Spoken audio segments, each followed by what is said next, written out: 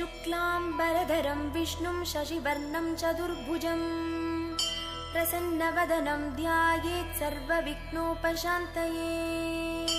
व्यासं वसिष्ठनप्तारं शक्तेः पौत्रमकल्मषम् पराशरात्मजं वन्दे शुकतातं तपोनिधिम्।